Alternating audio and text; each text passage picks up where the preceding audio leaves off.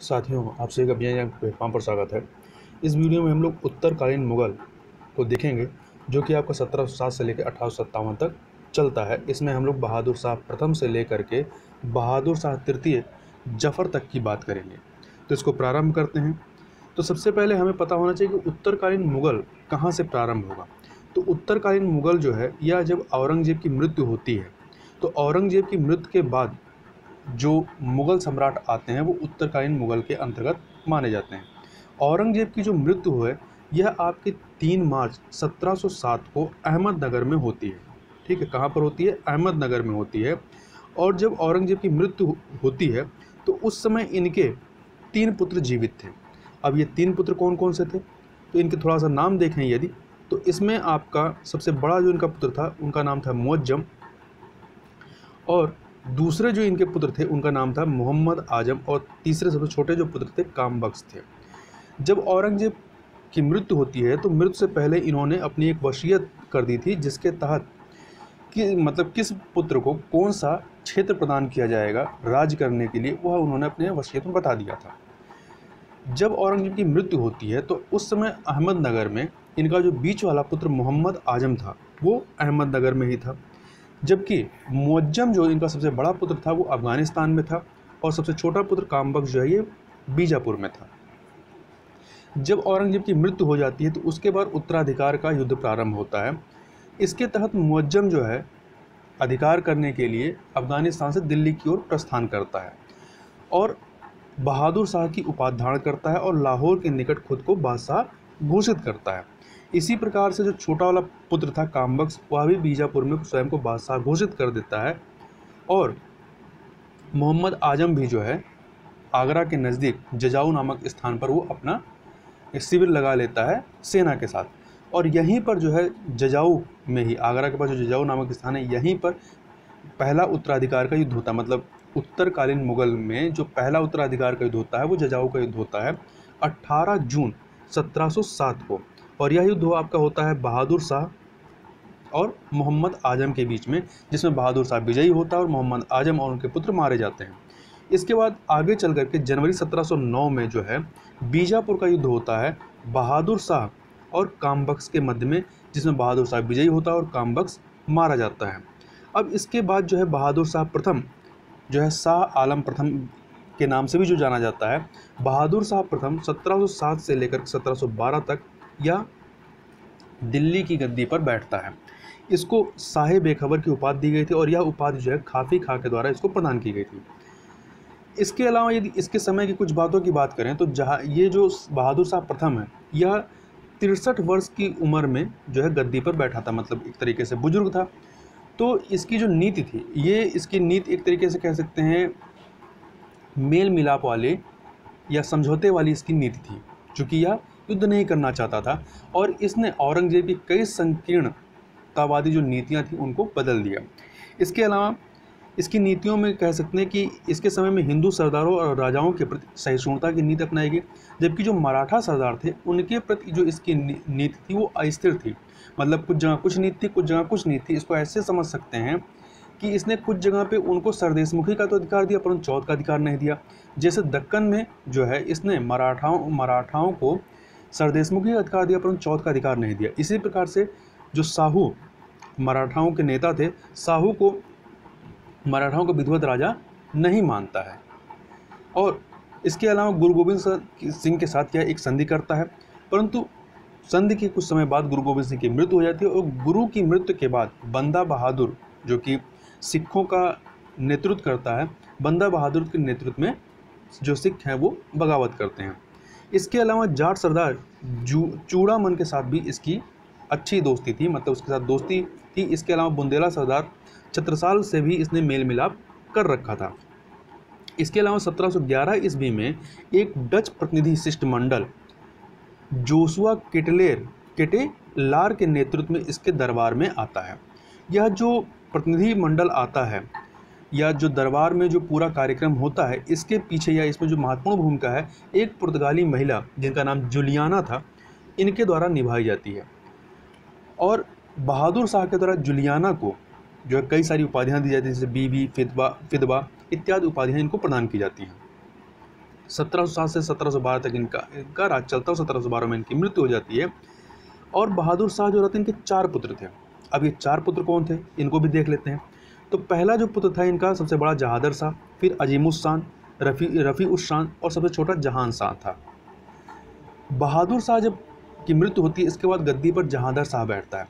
कई बार परीक्षा में आपसे जो उत्तरकालीन मुगल सम्राट हैं इनका क्रम लगाने के लिए पूछ लेता है। तो जैसे बहादुर शाह के बाद जहादर शाह गद्दी पर बैठता है, फिर दूसरे इसके बाद जो है फ़र्रुखसियर है, फिर फ़र्रुखसियर के बाद रफ़ीउद्दर्जात, फिर रफ़ीउद्दौला आता है, फिर रफ़ीउद्दौला के बाद मोहम्मद शाह रंगीला आता है, फिर मोहम्मद शाह रंगीला के बाद मोहम्मद शाह रंगीला का पुत्र अहमद शाह आता है, और इसके बाद जो है जहादर शाह जो सबसे बड़ा पुत्र था बहादुर शाह का, उसका पुत्र आलमगीर द्वितीय गद्दी पर बैठता है। उसके आगे और लोग गद्दी पर बैठते जाते हैं। अब यहाँ पर इसके अलावा याद रखिएगा कि जहादर शाह का पुत्र जो था आलमगीर द्वितीय था, अजीम उस शान का पुत्र फ़र्रुखसियर था, रफ़ी उस शान के 2 पुत्र थे, रफ़ीउद्दर्जात और रफ़ीउद्दौला। इसके अलावा जहान शाह जो सबसे छोटा था, इसका पुत्र था मोहम्मद शाह रंगीला, और मोहम्मद शाह रंगीला का पुत्र था अहमद शाह। अब एक एक करके बात कर लेते हैं। तो सबसे पहले हम लोग जहादर शाह की बात कर लेते हैं। जहादर शाह जो है 1712 से लेकर 13 तक गद्दी पर बैठता है, और इसकी जो उपाधि थी लंपट मोर की इसको उपाधि दी गई थी।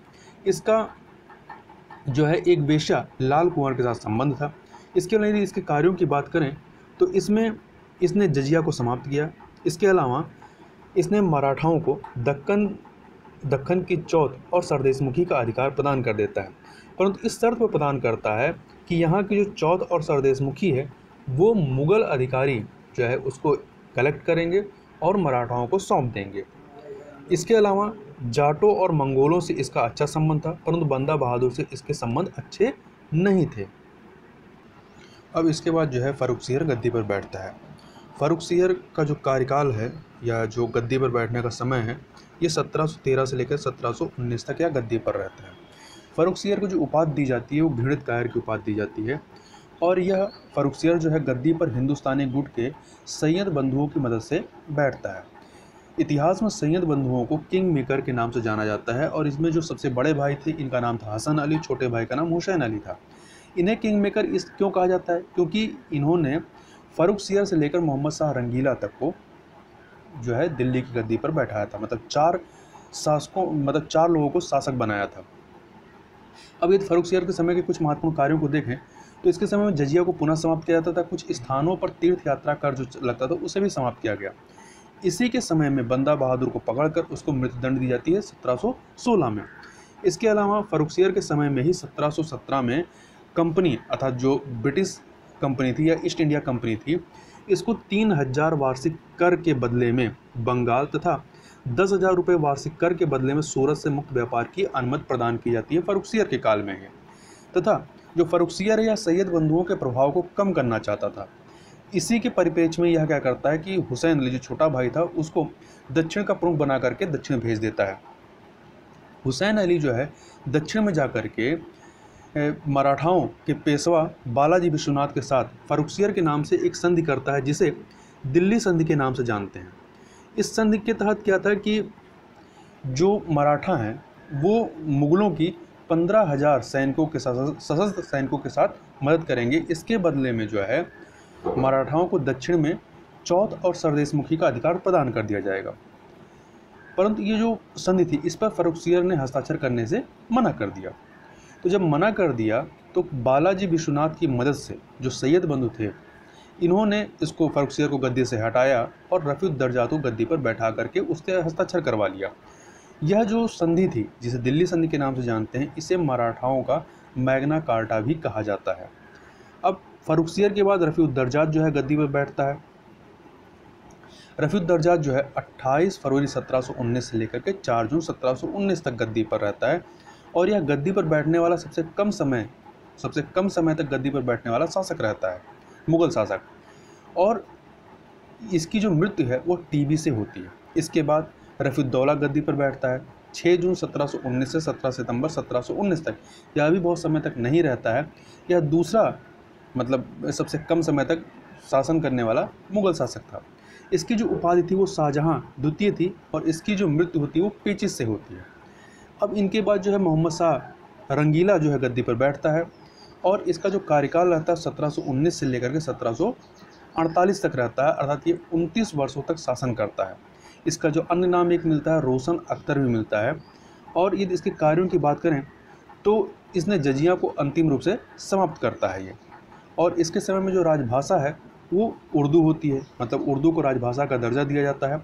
और इसी के समय में सैयद बंधुओं का अंत होता है और आधुनिक भारत के प्रथम स्वतंत्र राज्य हैदराबाद और फिर अवध की स्थापना जो है इसी के समय में होती है।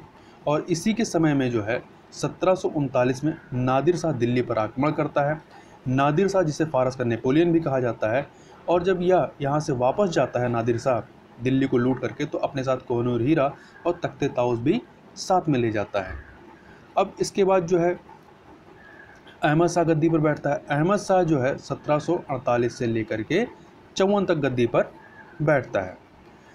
यह जो है आपका मोहम्मद शाह रंगीला का पुत्र रहता है। 1748 में अफगानिस्तान के शासक अहमद शाह अब्दाली का पंजाब पर प्रथम आक्रमण होता है, जो कि असफल रहता है। इसके बाद यहाँ पर जो ये अपना क्षेत्र कब्जा करता है, इसके तहत यह जो वजीर बनाता है, तो एक इसका प्रिय हिजड़ा था जिसका नाम था जावेद खां। इसको यह जो अहमद शाह अब्दाली अपना वजीर बनाता है। जावेद खां को मार दिया जाता है। इसके बाद जो है अवध के नवाब सफदरजंग को वजीर बनाया जाता है और इसके बाद इमादुल मुल्क को वजीर बनाया जाता है। इमादुल मुल्क ही जो है अहमद शाह को की हत्या करता है। अब अहमद शाह के बाद आलमगीर द्वितीय जो कि बहादुर शाह का जो सबसे बड़ा पुत्र जहादर शाह था उसका ही पुत्र था।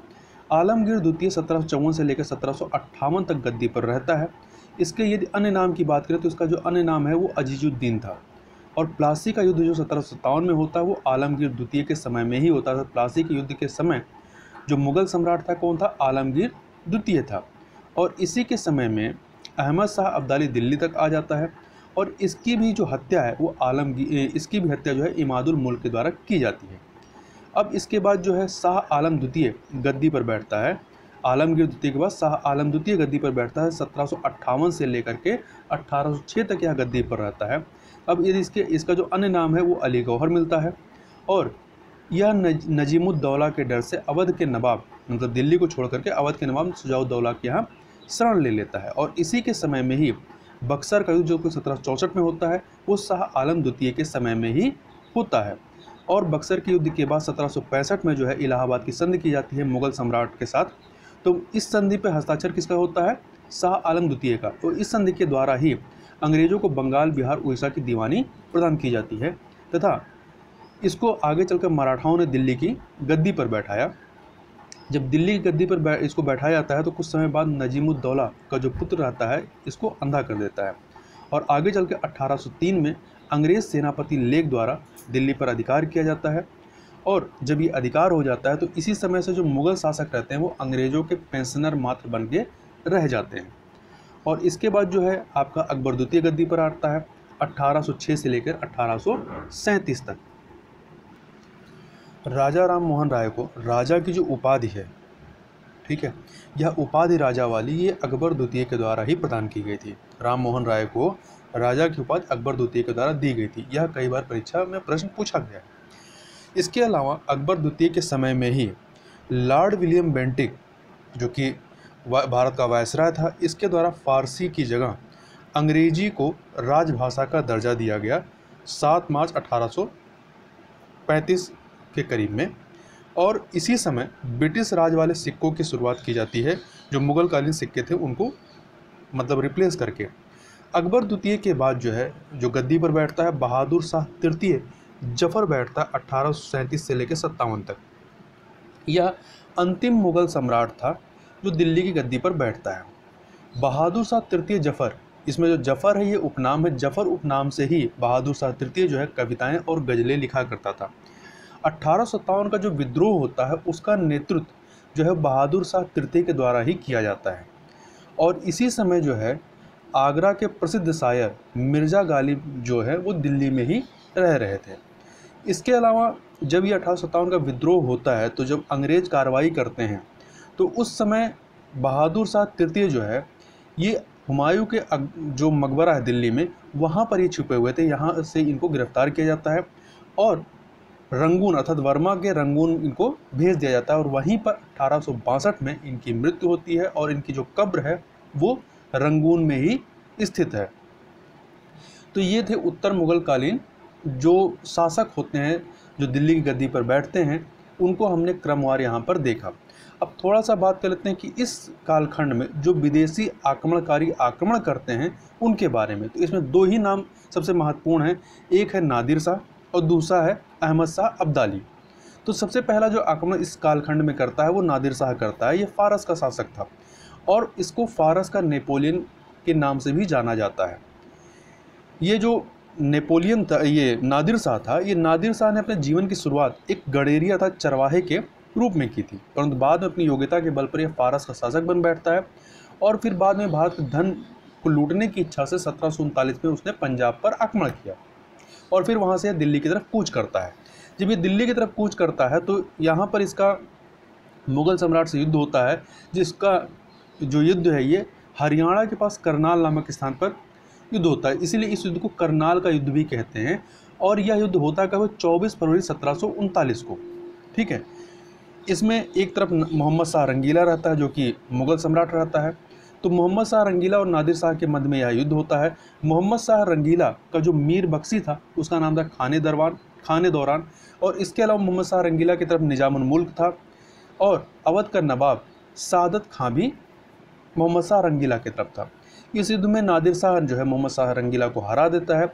मोहम्मद शाह रंगीला का जो मीर बख्शी खाने दौरान था यह मारा जाता है। तो बाद में जो है निजामुल मुल्क दोनों के बीच में जो है मध्य समझौता कराता है और इस समझौते से खुश होकर के जो है मोहम्मद शाह रंगीला जो है निजामुल मुल्क को मीर बख्शी का पद सौंप देता है। जबकि जो अवध का नवाब सादत खां था, यह जो मीर बख्शी का पद था यह स्वयं के लिए चाहता था। तब जब इसको मीर बख्शी का पद नहीं मिला तो यह नाराज़ हो गया और इसने नादिर शाह जो यहाँ से वापस लौट रहा था उसे रास्ते में मिलता है और उसको बताता है कि यदि नादिर शाह दिल्ली पर आक्रमण करे तो दिल्ली में उसे लगभग 20 करोड़ रुपए मिल सकते हैं। नादिर शाह सादत खां की बात मान लेता है और दिल्ली पर अटैक करता है। ठीक है, दिल्ली पर आक्रमण करता है। कब करता है? 20 मार्च 1739 को। और यहाँ पर वह बाकायदा खूब नरसंहार करता है, लूटपाट करता है, परंतु उसे जो 20 करोड़ की जो धनराशि बताई गई थी वह यहाँ इसको नहीं मिलती है। तो यह जो है सादत खां को अवध से दिल्ली बुलाता है, परंतु डर के मारे जो है सादत खां आत्महत्या कर लेता है। ये जो नादिर शाह है ये भारत में 57 दिन तक 57 दिन तक रहता है और मोहम्मद शाह जब दिल्ली पर आक्रमण होता है नादिर शाह के द्वारा तो मोहम्मद शाह जो है इससे काफ़ी समझौता करने के लिए इसकी विनती करता है और काफ़ी विनती करने के बाद जो है नादिर शाह यहाँ से वापस जाने के लिए मानता है और बदले में जो है मोहम्मद शाह नादिर शाह को कोहिनूर हीरा तख्ते ताउस दे देता है। और इसके साथ ही मोहम्मद शाह रंगीला अपनी पुत्री का विवाह जो है नादिर शाह के पुत्र नासिरुद्दौला मिर्ज़ा के साथ करता है और दहेज के रूप में उसको कश्मीर और सिंधु नदी के कश्मीर का इलाका और सिंधु नदी के पश्चिम का क्षेत्र दहेज के रूप में दे देता है। अब इसके बाद जो है अहमद शाह अब्दाली जो है वो आक्रमणकारी के रूप में भारत पर आक्रमण करता है।